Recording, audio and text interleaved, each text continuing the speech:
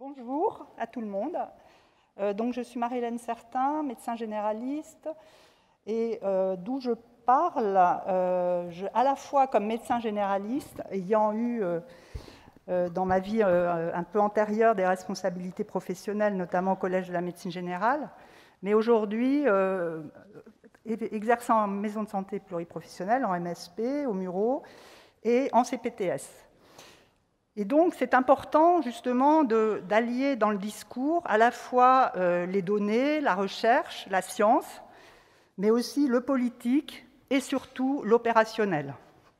Et du coup, le discours que je vais tenir là devant vous se base justement sur les travaux du CMG, du Collège de la médecine générale, de la profession en général, des relations partenariales avec les structures professionnelles et les institutions, les nombreux travaux qui existent, et aussi le terrain, les travaux du terrain et la pratique professionnelle.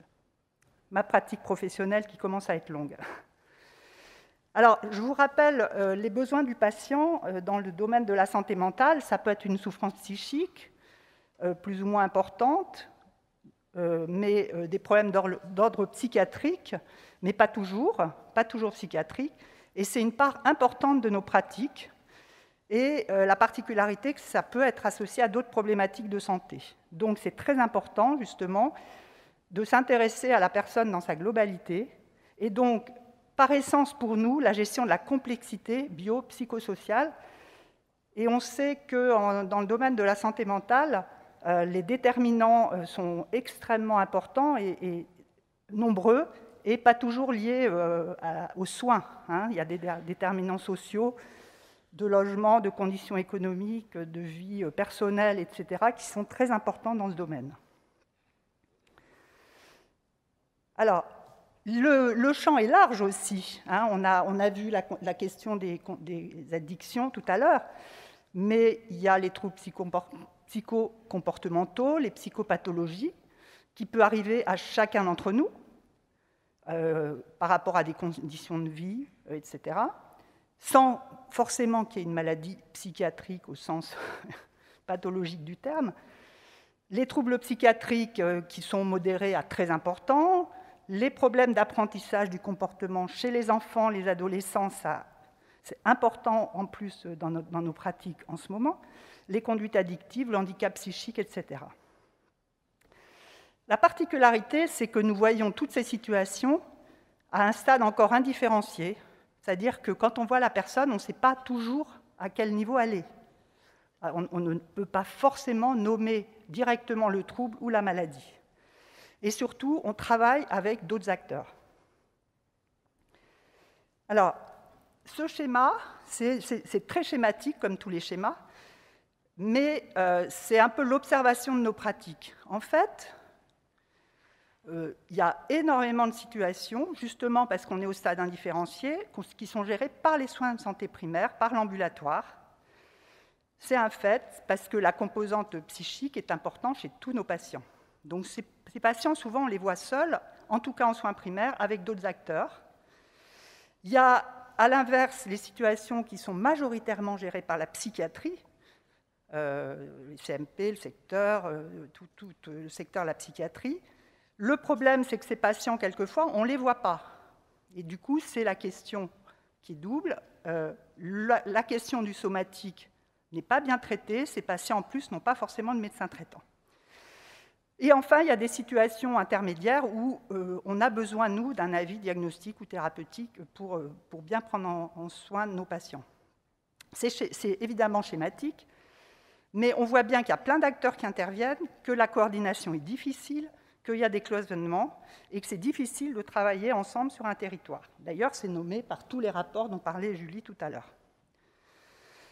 Alors, vous voyez là, par exemple, dans un PTSM, projet territorial de santé mentale, on y reviendra peut-être tout à l'heure, tous les acteurs qui peuvent intervenir sur un patient ayant dans une question de santé mentale. Vous voyez, ils sont nombreux.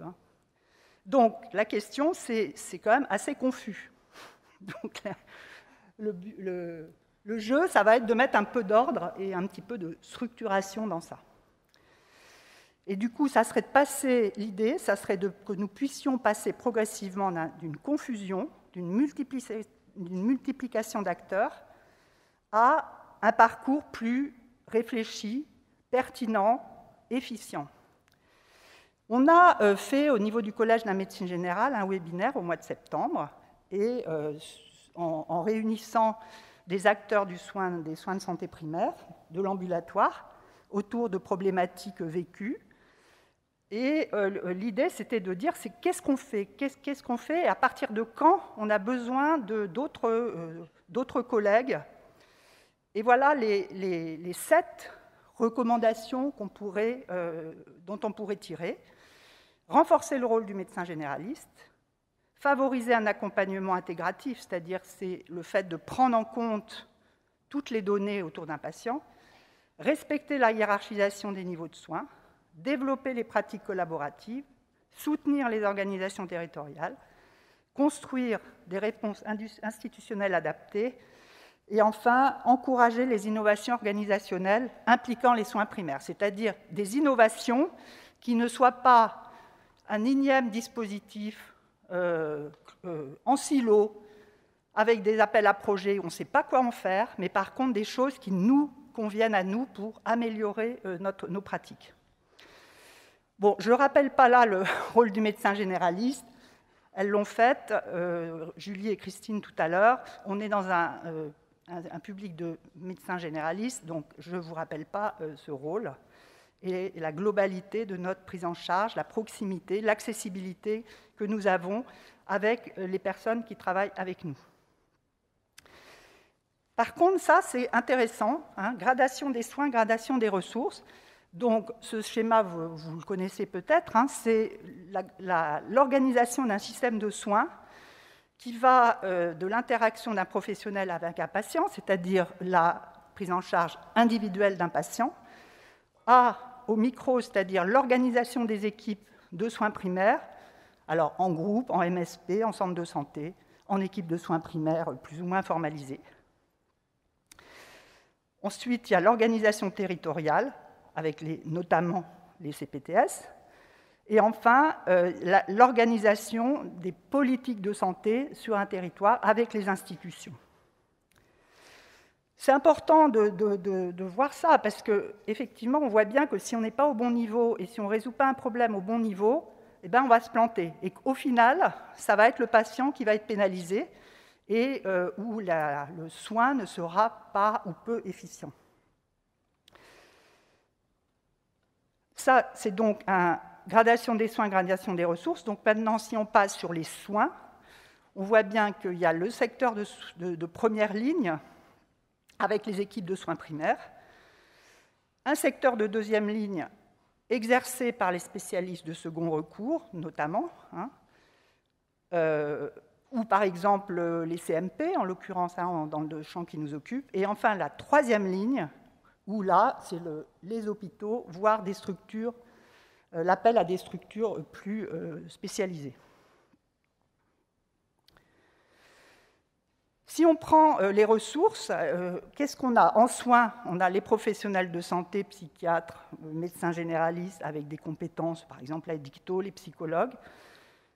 On a en ambulatoire aussi les CMP, hein, puisque les CMP, leur particularité qu'ils dépendent de l'hôpital, mais ils prennent en charge les patients en ambulatoire. Et enfin, il y a des dispositifs et filières spécialisées thématiques. Exemple, plus thématique sur l'adolescent ou sur l'autisme ou sur d'autres sujets. Et il y a à côté les ressources du médico-social et du social, que ce soit les travailleurs sociaux, les médiateurs, les lieux de vie, les associations, et ils sont, comme on l'a vu sur le nuage, extrêmement nombreux dans ce domaine.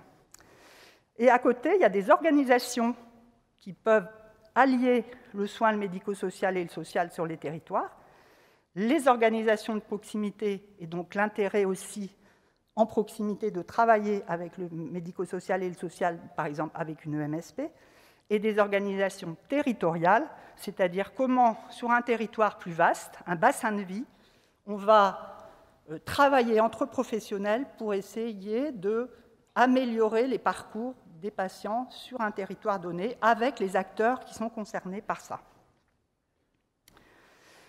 Si on avance un petit peu, on voit là, alors c'est un document de travail et qu'on pourrait beaucoup plus valider collectivement, mais vous voyez que si on prend première ligne, soins de santé primaire, deuxième ligne, soins secondaires, troisième ligne, on peut en face mettre les acteurs concernés dans le domaine du sanitaire, du soin, dans le domaine du médico-social, dans le domaine du social. Et là, si on va un petit peu plus loin, par rapport à des situations cliniques, on voit que dans l'anxiodépression, les troubles somatoformes, ceux qu'on voit beaucoup en médecine générale, eh ben, on peut mettre les acteurs avec qui on travaille. Conduite addictive, tout à l'heure, on l'a fait, on peut le faire. Enfance en difficulté d'apprentissage, trouble du comportement, on peut le faire. La psychiatrie, les grands adultes et jeunes ados. Les innovations organisationnelles impliquant les soins de santé primaire. Alors, je passe très vite, mais avec Johan, il va après revenir sur chacun des éléments en mettant aussi des données plus scientifiques et sur quoi on se base pour ce discours-là.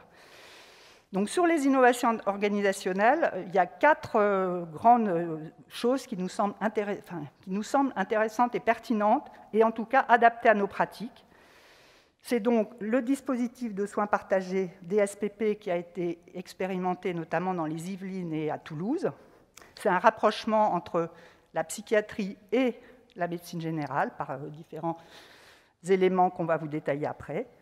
Deuxièmement, au niveau du Collège de la médecine générale, on a expérimenté ce qu'on a appelé la charte de partenariat entre la médecine générale et la psychiatrie.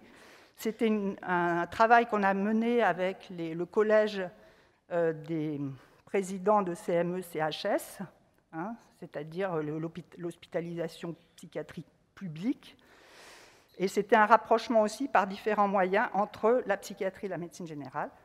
Alors, le renforcement des psychologues, on en reparlera, on en parle beaucoup actuellement, c'est de rendre accessible, au moins financièrement aussi, les psychologues aux patients, puisque aujourd'hui ils ne sont pas pris en charge, pas remboursés, et on sait que c'est un outil thérapeutique extrêmement important pour un certain nombre de nos patients qui en sont privés pour des raisons économiques ou autres. Et enfin, le dispositif Sésame de soins collaboratifs. Là, c'est un support d'une infirmière de coordination qui est placée auprès d'un médecin généraliste. Et pour ceux qui connaissent, c'est en fait, je fais le raccourci rapide, c'est Azalée en santé mentale, avec quand même une supervision d'un psychiatre. Et c'est un dispositif qui est en train d'être implémenté en France et dont on vous reparlera aussi tout à l'heure, mais qui en tout cas nous semble extrêmement pertinent. Ces innovations ont notamment peuvent être retrouvées dans la recommandation HAS sur le sujet, coordination entre la médecine générale et les acteurs du soin dans les troubles mentaux, qui date de 2018 et qui fait une revue extrêmement importante et complète de tous les dispositifs qui peuvent être pertinents ici et aussi à l'international. Donc pour conclure, ça y est, c'est terminé. Donc la santé mentale, c'est bien l'affaire de tous, et on voit bien quand on parle avec d'autres acteurs, et notamment les familles des patients qui ont des problèmes de santé mentale, qui se sentent quelquefois abandonnés. C'est vraiment l'affaire de tous, c'est une problématique majeure en ce moment avec la pandémie, avec un certain nombre de raisons, c'est majeur. Et il faut absolument qu'on optimise les ressources sur les territoires pour essayer d'avancer sur ces histoires de prise en soin de la santé mentale et de la psychiatrie. Donc, aujourd'hui, il y a des PTSM, projets territoriaux de santé mentale, c'est l'organisation des acteurs sur les territoires. Nous trouvons que la première ligne, la proximité, dans le discours, c'est important, mais en fait, dans la vraie vie, ça ne l'est pas encore. Donc, c'est vraiment un challenge majeur que de dire la première ligne, il faut la décrire, il faut dire ce qu'on fait, il faut qu'on ait les outils pour le faire, et il faut avancer là-dessus. Et enfin, mon message, c'est vraiment passer des constats et des discours et des rapports multiples aux actes dans une approche pragmatique. Et c'est vrai que les organisations qu'on a maintenant sur les territoires de proximité peuvent nous y aider, que ce soit les maisons de santé, que ce soit les CPTS. Voilà. Je vous remercie de votre attention.